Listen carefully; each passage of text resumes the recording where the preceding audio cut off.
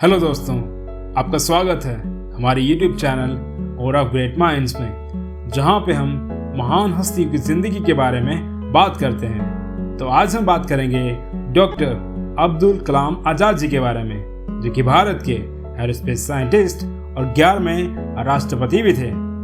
उनका जन्म 15 अक्टूबर 1931 को रामेश्वरम, तमिलनाडु में हुआ था।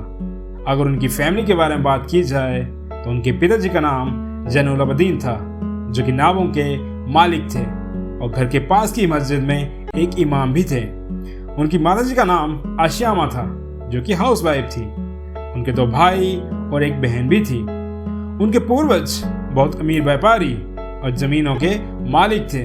वो किराने के सामान को मेनलैंड से आइसलैंड तक लेके जाते थे। इसके अलावा उनके पूर्वज हिंदू तीर्थ यात्रियों को भी मेनलैंड से पाम वन आइसलैंड तक लेके जाते थे, जहाँ पे हिंदू मंदिरों में दर्शन करने के लिए जाते थे। 1914 में मेनलैंड और पाम वन आइसलैंड के बीच पुल बन गया, जिसकी वजह से उनके परिवार का कारोबार ठप हो गया और उन्होंने जायदाद और पुश्तैनी घर भी खो दिया। जब ऐसा हुआ था तब कलाम जी एक बच्चे थे। अपने परिवार की गरीब दशा को सुधारने के लिए उन्होंने न्यूज़पेपर बेचना भी शुरू कर दिया। उनकी प्रारंभिक पढ़ाई शिवाज हायर सेकेंडरी स्कूल रामनाथपुरम में हुई। स्कूल के दिनों में वो एक औसत विद्यार्थी थे। उनका पसंदीदा विषय मैथ्स था। 1954 में उन्होंने सेंट जोसेफ कॉलेज तिरुचिरापल्ली से फिजिक्स में ग्रेजुएशन की पढ़ाई पूरी की। 1955 में एरोस्पेस इंजीनियरिंग करने के लिए वो मद्रास इंस्टीट्यूट ऑफ टेक्नोलॉजी में एडमिशन लेते हैं। कॉलेज में जब वो एक प्रोजेक्ट पे काम कर रहे थे तो कॉलेज के डीन उनसे खुश नहीं थे, क्योंकि उनकी रफ्तार काफ़ी ज़्यादा धीमी थी। डीन ने उन्हें 3 दिन का समय दिया और ये कहा कि यदि आपका प्रोजेक्ट 3 दिनों के अंदर पूरा नहीं हो पाता है तो आपकी स्कॉलरशिप भी रद्द कर दी जाएगी। और कलाम जी उस प्रोजेक्ट को मात्र 3 दिनों के अंदर ही पूरा कर लेते हैं और डीन उनसे बहुत ज़्यादा खुश और प्रभावित होते हैं। कलाम जी इंडियन एयरफोर्स को ज्वाइन करना चाहते थे और एक फाइटर पायलट बनना चाहते थे। उनका परीक्षा में 9वां स्थान आता है, पर सिर्फ शीर्ष 8 को ही चुना जाता है। इस तरह उनका फाइटर पायलट बनने का सपना टूट जाता है।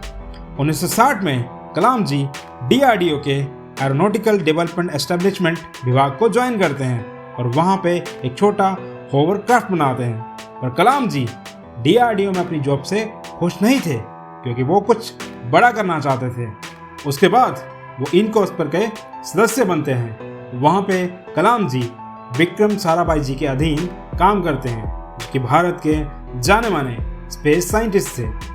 1963 से 1964 के बीच कलाम जी नासा के लॉन्ग रेंज रिसर्च सेंटर और गोडार्ड स्पेस फ्लाइट सेंटर में दौरा करते हैं। 1969 में उनका तबादला इसरो में कर दिया जाता है, जिसकी स्थापना उसी वर्ष हुई थी। जब इसरो के द्वारा भारत का पहला satellite launch vehicle SLV-3 launch किया गया तो उस प्रोजेक्ट के कलाम जी डायरेक्टर थे। जुलाई 1980 में रोहिणी सैटेलाइट, जो कि धरती के ऑर्बिट के निकट लॉन्च किया गया, कलाम जी उसके भी प्रोजेक्ट डायरेक्टर थे। Integrated guided missile development programme के लिए उस वक्त की प्रधानमंत्री श्रीमती इंदिरा गांधी जी वित्तीय सहायता देने से इनकार कर देती हैं, पर कलाम जी इंदिरा गांधी जी को इस प्रोग्राम से भारत को भविष्य में होने वाले फायदों का ब्यौरा देकर मना लेते हैं और इंदिरा गांधी जी की यूनियन कैबिनेट 3.88 बिलियन रुपए की मंजूरी दे देती है और कलाम जी को इस प्रोजेक्ट का चीफ एग्जीक्यूटिव चुना जाता है। कलाम जी ने और भी मिसाइलों के बनाने में अपना कीमती योगदान दिया, जैसे कि अग्नि मिसाइल और पृथ्वी मिसाइल। जुलाई 1992 से लेकर दिसंबर 1999 तक वो भारतीय प्रधानमंत्री के चीफ साइंटिफिक एडवाइजर भी रहे और DRDO के सेक्रेटरी भी रहे। 1998 में पोखरण 2 न्यूक्लियर टेस्ट का परीक्षण किया गया। उस वक्त अटल बिहारी वाजपेयी जी भारत के प्रधानमंत्री थे।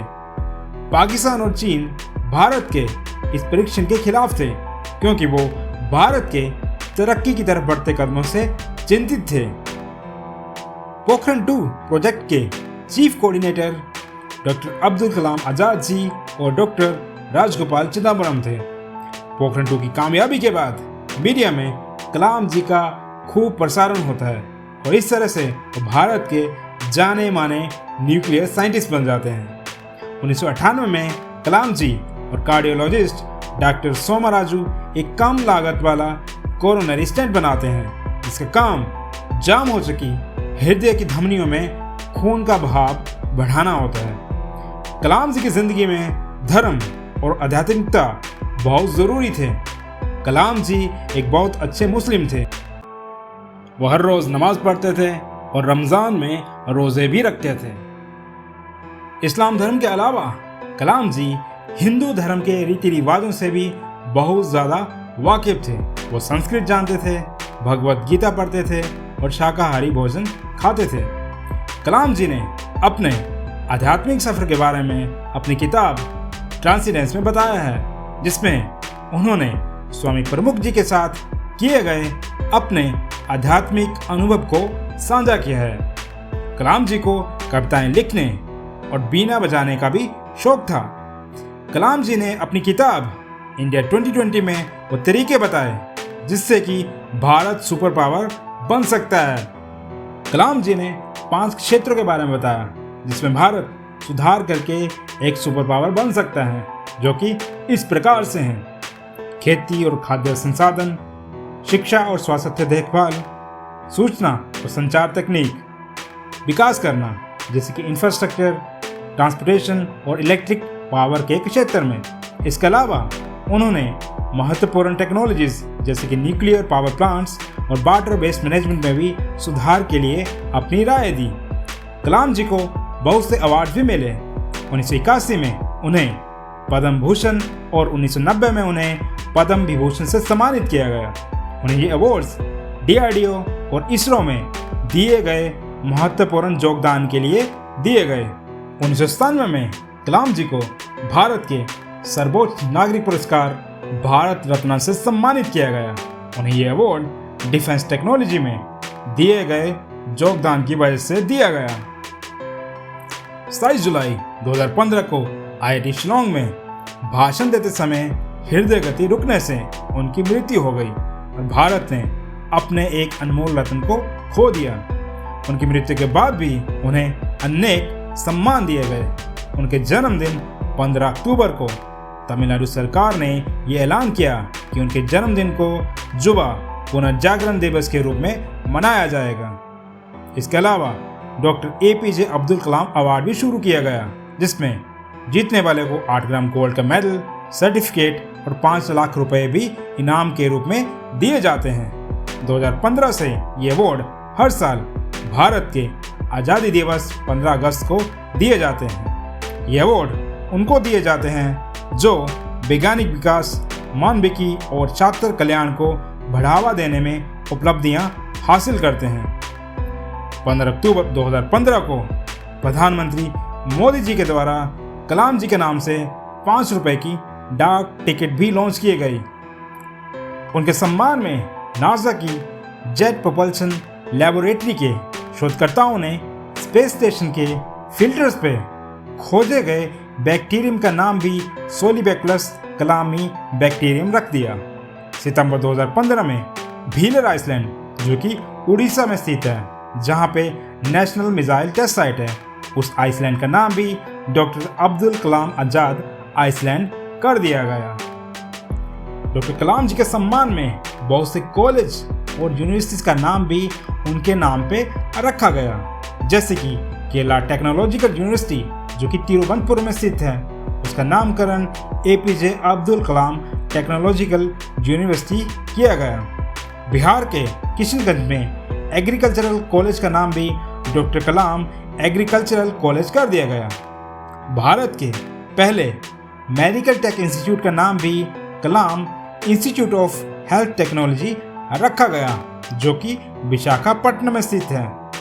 उत्तर प्रदेश टेक्निकल यूनिवर्सिटी का नाम भी बदल के APJ Abdul Kalam technical university रख दिया गया। इसके अलावा अगस्त 2015 में नई दिल्ली में और औरंगजेब रोड का नाम बदल के doctor APJ Abdul Kalam road रखा गया। फरवरी 2018 में बोटेनिकल सर्वे ऑफ इंडिया के साइंटिस्टों के द्वारा एक नई प्लांट स्पीशीज की खोज की गई, जिसका नाम भी डायपिट्स क्लामी रखा गया। कलाम जी की शान में 2011 में एक हिंदी फिल्म आई एम कलाम भी बनाई गई, जिसमें एक गरीब पर उज्जवल बच्चे के बारे में बताया गया, जो कि कलाम जी से बहुत ज़्यादा प्रभावित होता है और अपना नाम भी बदल के कलाम रख लेता है।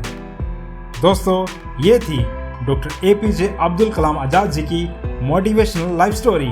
अगर आपको ये वीडियो अच्छी लगी हो तो इस वीडियो को लाइक करें और अपने दोस्तों के साथ भी शेयर करें। भविष्य में ऐसी और मोटिवेशनल लाइफ स्टोरीज के बारे में जानने के लिए आप हमारे YouTube channel aura of great minds को सब्सक्राइब करें और नई वीडियोस की नोटिफिकेशन पाने के लिए बेल आइकन को भी दबाएं। इस वीडियो को देखने के लिए आपका बड़ा बड़ा धन्यवाद। Thanks for watching this video.